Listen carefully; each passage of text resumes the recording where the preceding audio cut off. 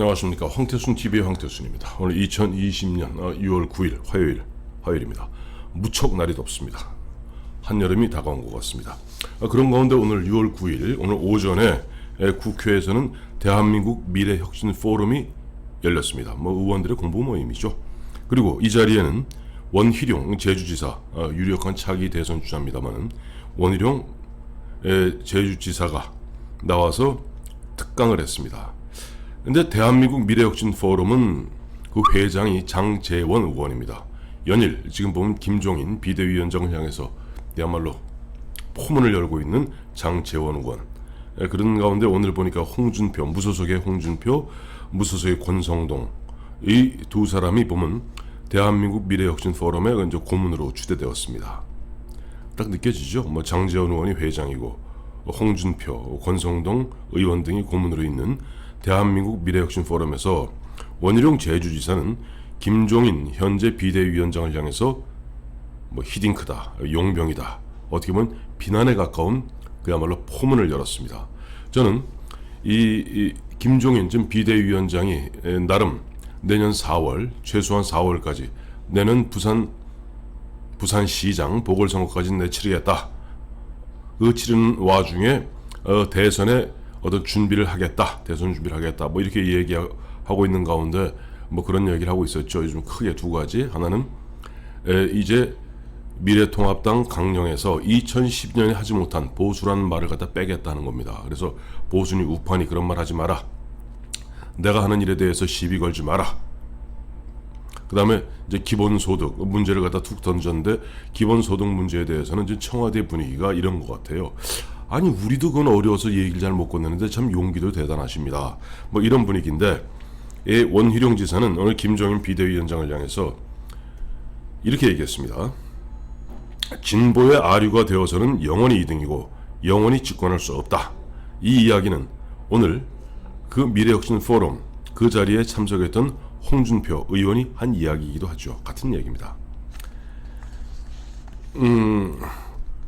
이제 원희룡 지사는 대한민국 보수의 이름은 결코 포기할 수 없는 우리의 유전자다. 즉 대한민국 보수의 이름은 결코 포기할 수 없는 우리의 유전자다. 진보의 아류가 되어서는 영원히 2등이고 영원히 집권할 수 없다. 또 원희룡 지사는 내가 축구에 빗대어서 실력을 인정할 수 없는 상대한테 3연속 참패를 당하고 변화를 주도했던 우리의 자랑스러운 전통을 잃어버리고 외부의 히딩크 감독에 의해 변화를 강요받고 있는 현실이다. 외부의 히딩크 감독은 바로 김종인 위원장을 얘기하는 거죠. 또 이제 원희룡 지사는 현실을 냉정히 인식하고 뛰어난 선수와 스태프를 짜서 후반전에 3골을 넣으면 되지 않겠는가. 용병에 의한 승리가 아니라 우리에 의한 승리, 보수의 유니폼을 입고 승리해야 한다. 원희룡 지사 말에 저는 전적으로 공감합니다.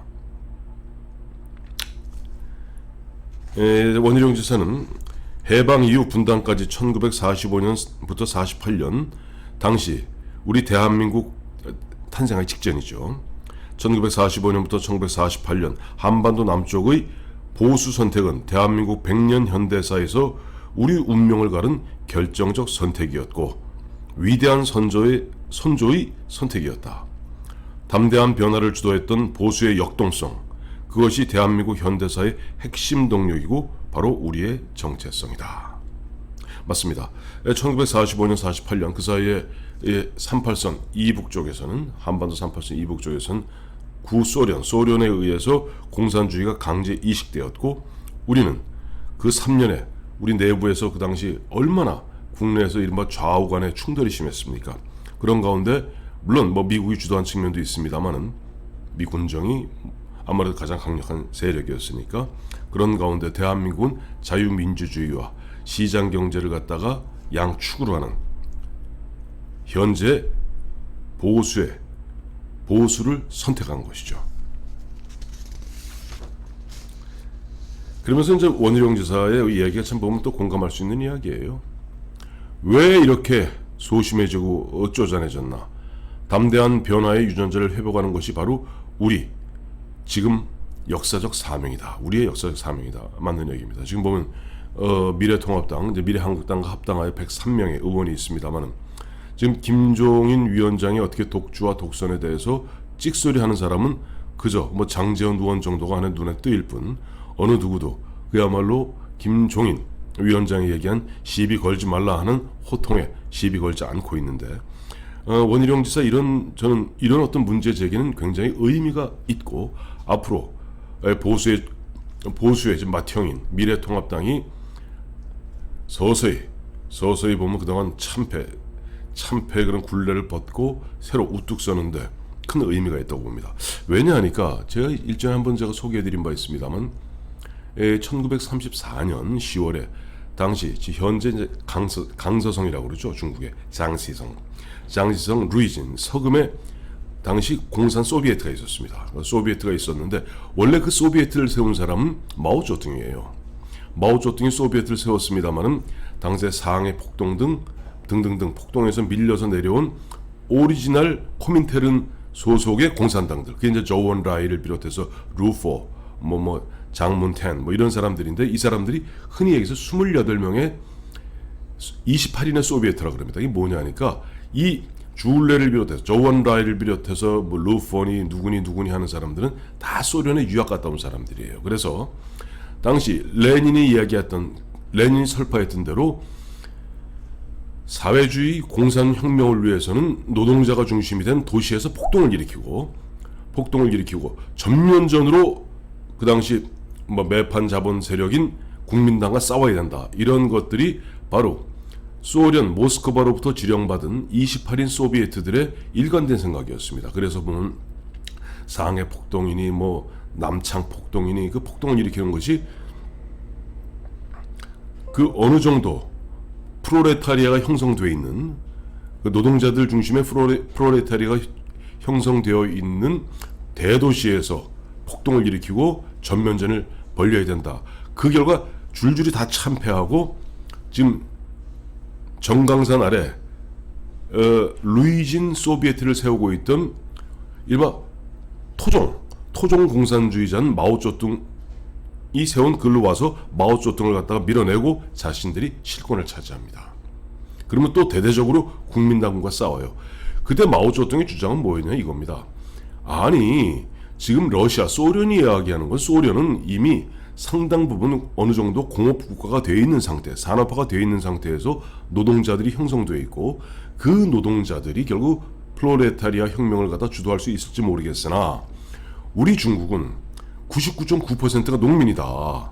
99.9%가 농민인데 이 농민들을 중심으로 결국 우리가 공산혁명을 해야지 있지도 않은 노동자하고 무슨 혁명을 한다는 말이냐. 장꼬대 같은 이야기 하지 마라. 그리고 우리가 결국 대대적인 정주군의 국민당과 싸우기 위해서는 게릴라전을 벌여야 된다는 것이 마오의 주장이었습니다. 그런데 루이진에 있는 마오쩌둥이 세운 그 루이진에 28인의 소비에트들이 밀고 내려와서 자 이건 코민테른 모스크바의 지령이다. 너 마오쩌둥 이 선으로 물러가라. 이 선으로 물리고 거기 대대적으로 국민당과 싸우다가 묵사발이 되고 그 다음 도망치게 됩니다. 그것이 제가 앞서 말씀드렸던 바로 370일에 걸친 9,600km를 갖다가 뚜벅뚜벅 걸었던 바로 대장정입니다. 그래서 루이진을 나와서 저쪽 현재 말하면 귀주 쪽으로 도망와서 스촨성 옆으로 올라가서 현재 시안 옆에 연안까지 370일을 도망가게 되는데 35년 1월 달에 그 도망가는 중간에 쭌이라는 데서 그야말로 죽기 살기의 논쟁이 붙습니다. 당시 군권은 누가 자꾸 장악하고 있었냐니까 군은 당시 그 홍군의 군권을 장악하고 있었던 사람은 조원라입니다. 주울레가 군권을 장악하고 있었고 또 당권은 루포니 누구니 이런 사람들이 장악하고 있었고 마오는 서열로 따지면 10위 밖에 있었는 그 마오지만 마오가 듣준 이 회의에서 싸웁니다. 자 지금 우리가 무차별 국민당군한테 이렇게 무차별 깨주고 이렇게 저렇게 가서 결국 여기 도망와 있는데 한번 여기서 우리 토론을 해보자. 그래서 대토론이 벌어집니다. 그래서 어느 정당이나 어느 조직이나 어느 생명체나 내부에서 치열한 논쟁이 붙고 시비가 붙어야지 이게 살아있는 조직입니다. 김종인 위원장 얘기같이 시비도 걸지 않고 죽은 듯이 있는 것은 바로 좀비 정당입니다. 거기서 치열한 논전을 벌여서 그 마오의 현실적인 이야기. 자, 농민들을 갖다가 농민들의 마음을 사자. 우리 처음에 도망간 게 한 8만 명 도망갔는데 우리 홍군들은 약탈하지 말고, 그다음에 항상 보면은 우리가 도망가는 와중에도 인민들 가슴에 희망을 심어주자 라고 논전을 벌려서 결국 저원라이가 항복하고 마오에게 군권을 넘깁니다. 그래서 마오는 35년부터 자기가 죽는 76년까지 거의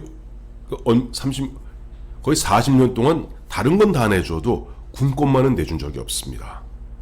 그리고 그때부터가 이제 마오쩌둥의 세대인데, 다시 돌아와서 지금 보면 원희룡 지사같이, 또 장제원 의원같이, 홍준표 무소속 의원같이 계속 문제를 제기하면서 보수의 살 길이 무엇인가에 대한 치열한 논전이 있어야 됩니다.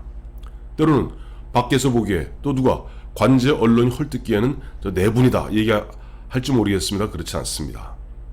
앞서 바로 쭈니 회의에서 마오가 현실적 중국에 맞는 중국식 공산혁명을 갖다가 주창했고, 그것이 받아들여지고, 그때부터 당 운영과 군 운영을 갖다가 마오가 장악함으로써 마오는 결국 그 이후에 49년에 중화인민공화국을 세울 수 있는 터전을 마련하게 되는 겁니다. 오늘 저 원희룡 지사 이야기를 보면서, 원희룡 지사는 유력한 대선 주자입니다. 저는 이 원희룡 지사의 이런 오늘 이와 같은 이야기, 그러니까 보수의 이름은 결코 포기 못하는 우리의 유전자다 라고 강하게 자기의 의견을 얘기하는 모습을 보면서 원희룡 지사에게 또 하나의 희망을 갖게 됩니다. 원희룡 지사는 아시겠습니다. 제주도 사람입니다.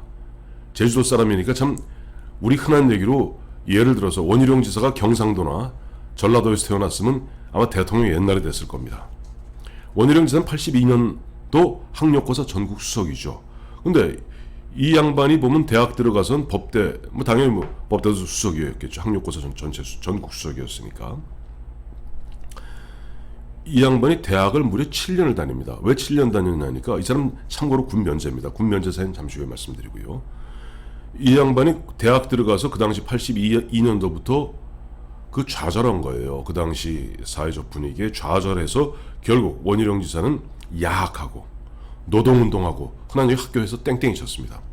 그러다가 82년에 들어서 89년인가 한 7년 가까이 대학을 다니고, 뒤늦게 대학을 졸업한 다음에 1989년 90년 이제 그 당시 사회주의, 소련을 비롯한 사회주의 국가가 몰락하는 모습 보면서 이거 아니구나. 그래서 다시 현실로 돌아와서 90년부터 2년 동안 사법고시 공부해서 1990년 사법고시 34회 또 수석 합격입니다. 참 보면 대단한 친구죠. 근데 참고로 아까도 말씀드렸습니다. 원희룡 지사는, 사진 올리겠습니다만, 이 발가락이 이렇게 돼 있어요. 이게 왜 그렇게 돼 있냐니까, 이 원희룡 지사가 자기 예전에 페이스북이라든가 제 글에 써놓은 거 보면은 5살 때, 원래 원희룡 지사는 찢어지게 가난한 집안 아들이거든요. 아버지 밀던 리어카 밀다가 리어카가 이렇게 언덕에서 뒷빠꾸 하는 바람에 그 리어카 바퀴 그 살에 발가락이 껴서 발가락이 부러진 겁니다. 근데 그 시골에서 그 당시 5살 때면 기껏 해봐야 이 양반이 64년생이니까 한 69년도 제대로 의사나 제대로 있었겠어요. 그러니까 그냥 대충 봉합해 놔서 발가락이 이 모양 이 꼴이 돼갖고 군대를 갈 수 없습니다. 그래서 군 면제입니다. 그러나 또 원희룡 지사는 그런 가운데도 대학을 7년 다니면서 그 와중에 야학, 노동운동 하면서 학력고사 전국수석답지 않게 현실에 그 어떤 불이한 현실에 단호히 맞섰던 용기 있는 사람이기도 합니다. 사실은 이제 군 문제가 우리나라에서 대통령 되겠다는 사람한테는 이제는 결정적인 변수가 됐어요. 사실은 김영삼 대통령, 김대중 대통령 이 두 양반 군대를 갔다 이렇게 갔다 왔다 저렇게 갔다 왔다 얘기하지만 그분들이 있을 때는 우리나라 징병제가 아니었으니까 군 면제라도 또 아무 상관없습니다. 그러나 우리나라 군 문제가 가장 민감하게 받아들여진 것은 바로 1997년 대선 당시에 유력한 대선 후보였던 이회창 후보의 아들 둘, 두 아들 다가 군 면제였던 겁니다. 그래서 그 당시 DJ 쪽에 아태재단 선임연구원으로 있던 이강래, 나중에 이제 의원도 하게 되고 정무수석도 하게 되죠.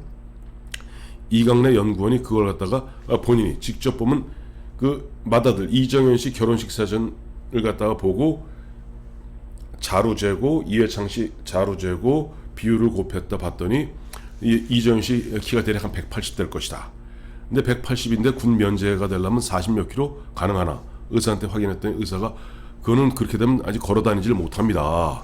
라고 얘기해서 그 문제를 집요하게 어떻게 물고 늘어졌고 그것이 그 97년 대선에 중요한 변수가 되었고 또 그것이 나오자 그 이회창 씨 두 아들의 병역 기피 의혹이죠. 기피 의혹이 나오자 이회창 씨의 지지율이 떨어지고 그러니까 2등으로 당내 경선에서 2등에 머물렀던 이인재 당시 경기지사가 그렇다면 후보 선수 교체해야 되는 거 아니냐 라고 나와서 DJ가 어떻게 보면 어부지리를 얻게 되죠.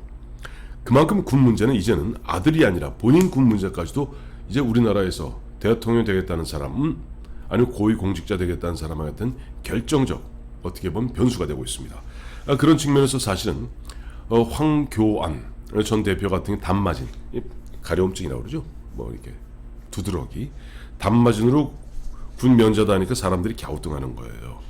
또 요즘 보면은 그 많은 분들이 지금 차기 대선 후보로서 기대를 갖고 있는 윤석열 검찰총장은 부동시 흔한 짝눈이라고 그러죠. 시력이 달라서 짝눈으로 군 면제입니다.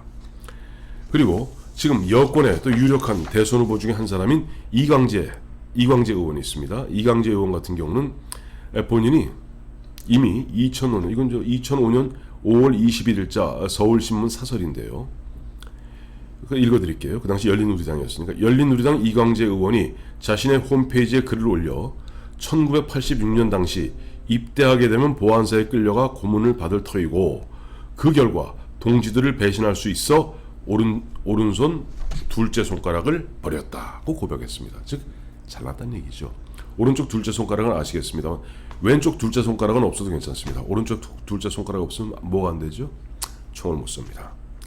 자, 그러니까 우리가 보면은 뭐 이광재 의원 같은 경우는 그로부터 계속 지금까지도 보면 군 기피 의혹이 아마 이광재 의원을 집요하게 따라다니고 있고 지금 윤석열 검찰총장의 부동시 또 황교안 전 대표의 단마진 이런 것도 병역 기피 의혹에 어떻게 보면 눈초리로부터 벗어나기 어렵습니다. 그러나 원희룡 지사의 이른바 오른쪽 발가락 꺾여서 군화를 갖다 신기 어렵죠. 이 부분은 충분히 이해할 수 있고 저는 원희룡 지사는 대학 들어와서 거의 3년 가까이를 야학과 또 노동운동 등을 갖다 직접 하면서 뭐 군에 간 이상으로 보면 나름대로 뭐 어쨌든 민주화 운동을 위해서 기여했던 부분은 뭐 전 충분히 이해할 수 있다 라고 보고 있습니다. 오늘 장제원 의원이 회장으로 있는 대한민국 미래혁신 포럼에서 원희룡 제주지사가 김종인 지금 비대위원장을 향해 히딩크다 용병이다 라고 어떻게 보면 수위를 높여가면서 진보의 아류가 되어서는 영원히 2등이고 영원히 집권할 수 없다. 대한민국 보수의 이름은 결코 포기할 수 없는 우리의 유전자다 하는 부분에서 원희룡 지사에 대해서도 나름 참 기대를 갖게 됩니다. 안타까운 건 원희룡 지사가 저 경상도 뭐 대구나 부산 아니면 전라도 광주나 전주에서 태어났으면 예진역에 대통령 되었을 텐데 인구 50만 안팎의 제주 출신이다 보니까 참 보면 본인의 역량보다는 뭐랄까 그 사회적 평가랄까 뭐 지지율이랄까 못 미치는 안타까움이 뒤따르고 있습니다. 감사합니다.